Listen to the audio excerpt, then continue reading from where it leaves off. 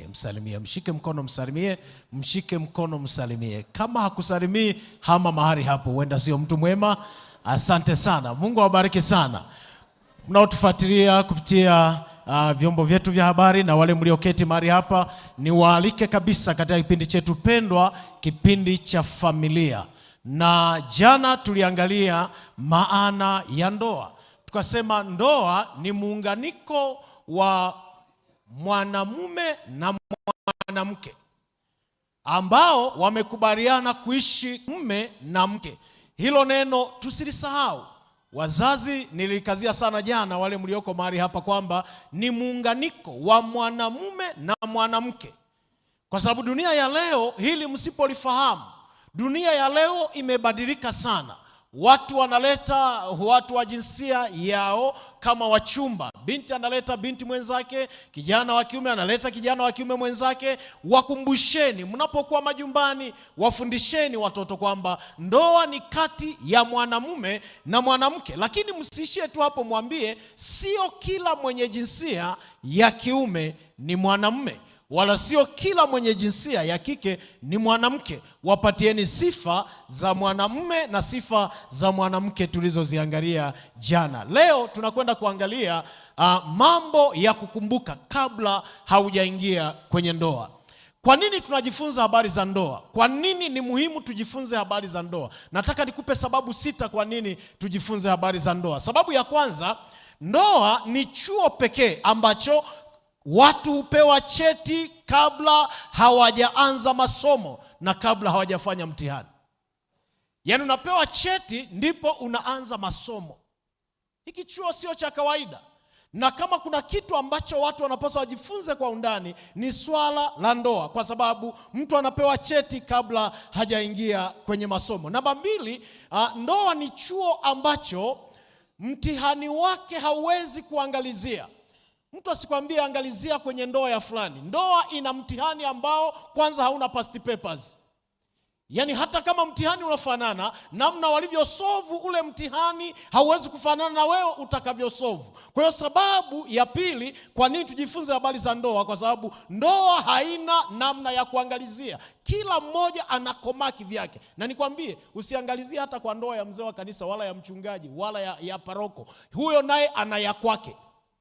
Pambana na hiyo ya kwako. Namba 3, kwa nini tujifunze habari za ndoa? Ndoa ni chuo ambacho hata kama hujui kusoma na kuandika, utakaa kufanya mtihani. Yaani kinabeba wote, wanaojua kusoma na wasiojua kusoma wataufanya huo mtihani. Yaani usije ukasema mimi sijui kusoma na kuandika kwa hiyo sitafanya mtihani. Wote watafanya mtihani. Sababu ya 4, kwa nini tujifunze habari za ndoa? Ndoa ni chuo pekee ambacho mtihani wake huwatoa jasho watu wote, wenye elimu kubwa na wenye elimu ndogo, matajiri kwa maskini, wenye vyeo na wasiokuwa na vyeo, wenye pesa na wasiokuwa na pesa, wote wanatoka jasho. Hamjawahi kuona mtu kule ofisini anapigiwa saluti, akifika tunasema yes boss, ila akifika nyumbani kama mama kanamwambia pitisha begi lako hapo ndani, hakana muda naye.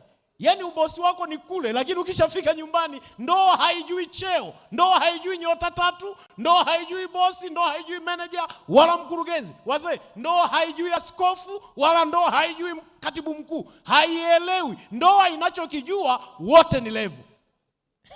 Hiki chuo sio cha kawaida. Namba 5, kwa nini tunajifunza habari za ndoa? Ndoa ni kiwanda cha pekee. Sikiliza hii habari. Sikiliza hii. Ndoa ni kiwanda cha pekee ambacho huzalisha watu mbalimbali wanaohitajika katika jamii. Yaani ukimwona mwalimu shuleni anafundisha, amezalishwa kwenye kiwanda cha ndoa. Ukimwona injinia, ukimwona mchungaji. Kwa hiyo wale mlio na kiwanda hicho, zalisheni kwa umakini, kwa maombi mengi, kwa kumshirikisha Mungu, maana jamii inasubiria mtoe bidhaa ya maana yenye faida katika jamii. Kama uko pamoja nami sema amina ukipunga mkono. Namba 6 na mwisho, kwa nini tujifunze habari za ndoa? Ndoa ni taasisi pekee ambayo hufunua upendo wa Mungu kwa wanadamu. Yaani ukitaka kuangalia Mungu anampendaje mwanadamu, unaangalia ndoa. Sio hizi za kwetu zilizoharibika leo. Mpango wa Mungu kuhusu ndoa alitaka watu wajifunze upendo wake kupitia ndoa, namna mke na mume wanavyopendana, wanavyohudumiana kupitia ndoa. Hizo ni sababu 6 kwa nini tujifunze kuhusu ndoa. Sasa mambo ya kukumbuka kabla hujaingia kwenye ndoa. Sikiliza kitabu cha Zaburi ya 11 na ule mstari wa 3. Kama unaweza fungua nami, kama huwezi tembea pamoja nami ili mimi nitakusomea kwa niaba yako. Kitabu ni Zaburi ya 11 na ule mstari wa 3. Anasema hivi: kama misingi ikiharibika, mwenye haki atafanya nini? Kama misingi ikiharibika, mwenye haki atafanya nini? Kwenye ndoa ukikosea misingi, umeharibu kila kitu. Leo nataka nizungumze na vijana ambao mjaingia kwenye ndoa. Hebu kama mpo mahali hapa mnipungie mkono, hata kule kwenye vituo ambao kumbe kuna kundi kubwa. Sasa sikiliza vizuri. Ndoa inatengenezwa kwa umakini katika msingi. Kama vile mjenzi wa nyumba anavyothamini sana katika msingi wa nyumba yake, ndivyo hivyo kwenye ndoa unapaswa uthamini msingi. Na msingi wenyewe ni nini? Ni kipindi cha uchumba. Mambo ambayo haupaswi kuyapuuzia, mambo unayopaswa kuyakumbuka kabla hujaingia kwenye ndoa. Jambo la kwanza, kumbuka kwamba kuingia kwenye ndoa unafanya jambo la milele. Hii sio testi. Hii sio rehearsal. Hii sio jambo la muda, ni la milele, linabeba maisha yako. Kwa hiyo unapoingia kwenye ndoa, kumbuka kwamba umebeba jambo la milele. Kwa hiyo fanya kila linalowezekana uhakikishe unayeingia naye kwenye ndoa anafaa kuwa wa milele. Hakikisha hilo jambo nalifanya. Jambo la pili, unapoleta mwenzi kwenye maisha yako, si kwa faida yako tu. Naomba nisikie vizuri. Unapoleta mwenzi kwenye maisha yako, si kwa faida yako. Na sisi jamii tunatarajia huyo mwenzi atufai. Unasema, sasa mchungaji, mnataka kuniingilia maamuzi yangu. Kwa nini niamue kwa kumfuata ninyi jamii?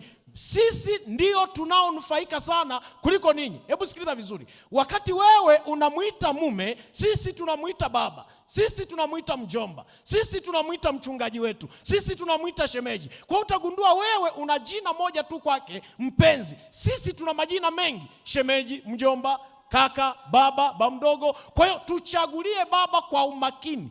Mbonyeza jirani yako, mwambie pastor endelee awaweke ituo. Wakati wewe unamuita mke, sikiliza vizuri.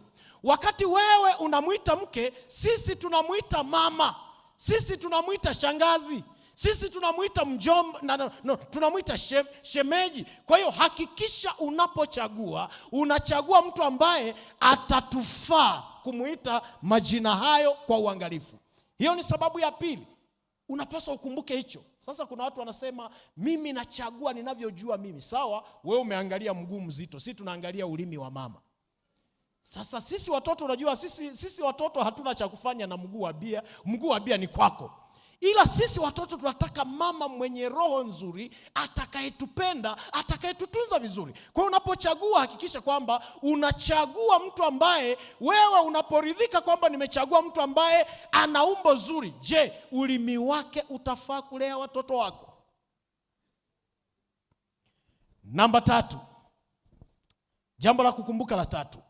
Huyo mtoto unayemleta duniani, maana ukiingia kwenye ndoa kwa baraka za Bwana lazima tu utapata watoto kwa neema ya Bwana kama kikubali. Huyo mtoto unayemleta duniani si mali yako tu, ni mali ya jamii pia.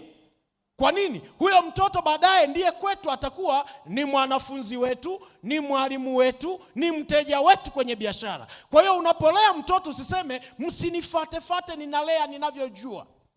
Wamama hilo wanalijua vizuri, wanasema wanafuatilia sana maisha ya watu. Yaani mimi mtoto ni wa kwangu, kwa nini? Sikiliza, ndio kwako ni mtoto, ila kwetu sisi ni mteja.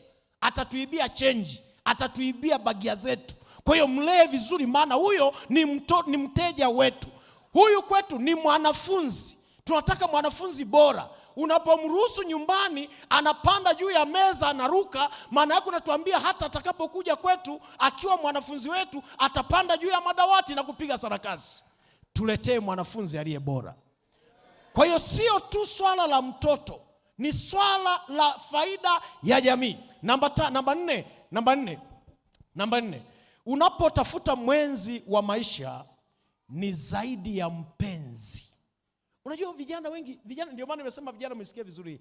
Vijana wengi huwa wanaishia tu kusema honey, dear, love na nini nyingine, chocolate, apple na kadhalika. Yote hayo weka tu. Lakini sikiliza, unapotafuta mwenzi, unatafuta mbeba maisha yako. Amebeba hatima ya maisha yako. Ni swala la uzima na mauti. Yaani huyu ndiye atakayeamua unaingia peponi au unaingia kuzimuni.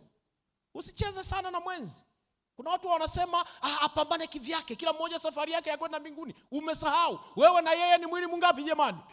Kwa hiyo usije ukasema, na ndio maana huwa na challenge hata wale wanaowahi kwenda ibadani. Anasema sikucheleweshe maana yeye haendi, anakimbia anaenda ibadani, anaacha mwenzi wake nyuma, anasema kila mmoja na njia yake. Sikiliza, ni sawa na kupeleka mguu mmoja kanisani, mwingine umeuacha nyumbani, anasema ngoja mguu wa kulia utangulie kanisani, wa kushoto ubaki.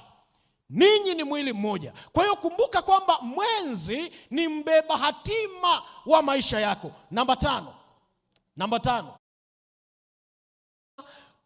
Wale ambao umebarikiwa kupata watoto katika familia zenu. Mtoto ni zaidi ya mtoto. Kumbuka hicho kitu.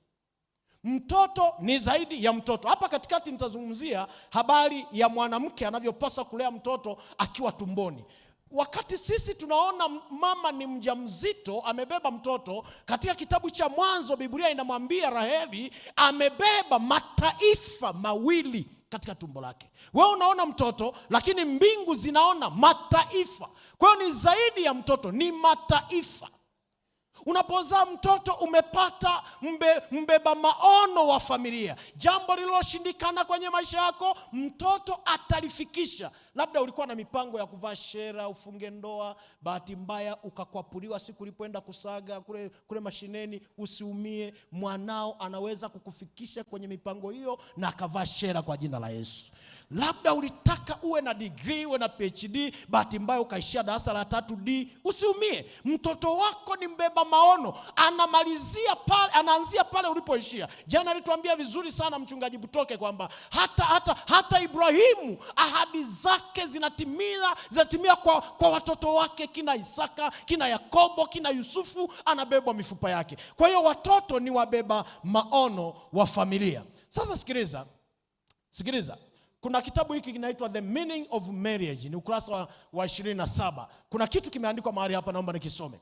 Anasema tangu mwanzo ndoa ilionekana kama agano la kuweka pembeni, kama agano takatifu lililokusudiwa kumsaidia kila mmoja kuweka pembeni tamaa na maslahi binafsi kwa ajili ya ustawi wa uhusiano.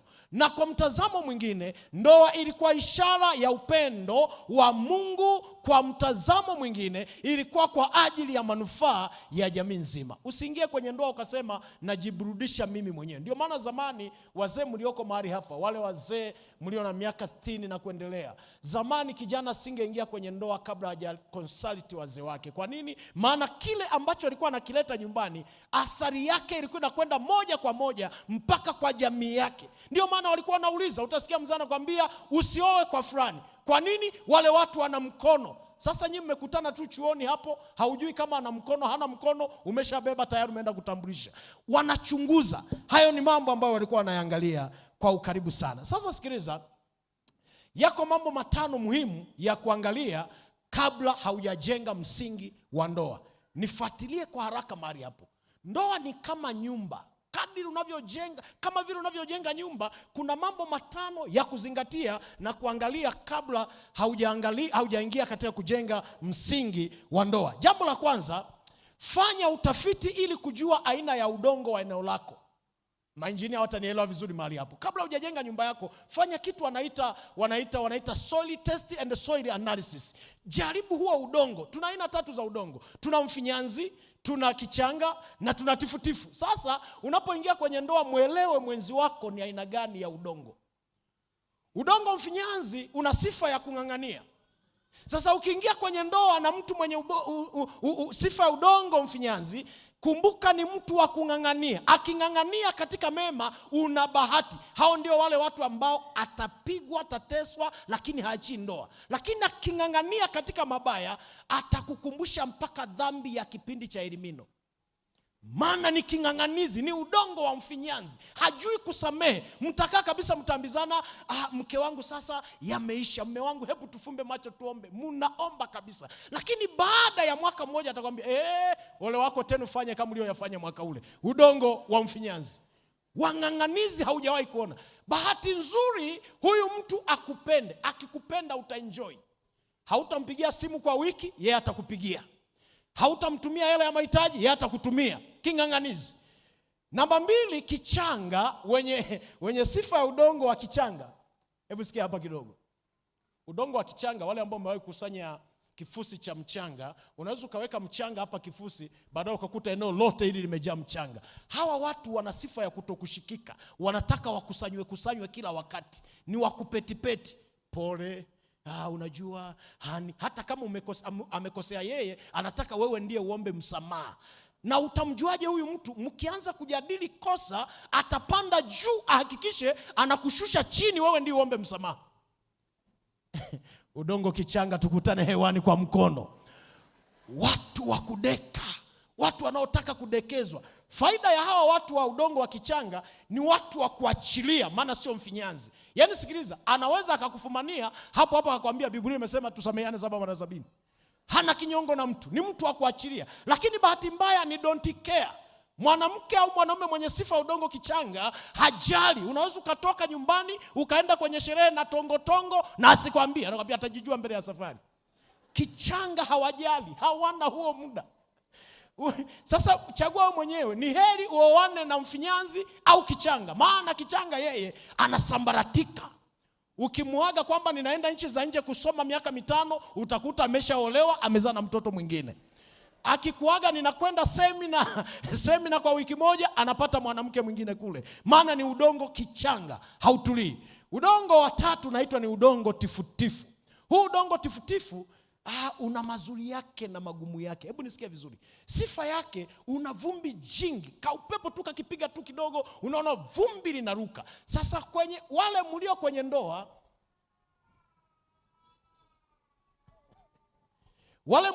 ndoa, na mna watu wa udongo tifutifu, tahadhari ni hii hapa. Kwenye udongo tifutifu huwa hatuvai nguo nyeupe, muda wote atakuchafua. Ndo wale mko kwenye lesoni, mwalimu anasema samahani mzee Mabura, hebu ongezea neno. Unataka kunyosha ongezee, mwenzi wako anafyoza, wangemjua huyu mbwa mambo yake. Simameni tuombe. Simameni tuombe. Kesho tutaanzia mahali hapo kwenye udongo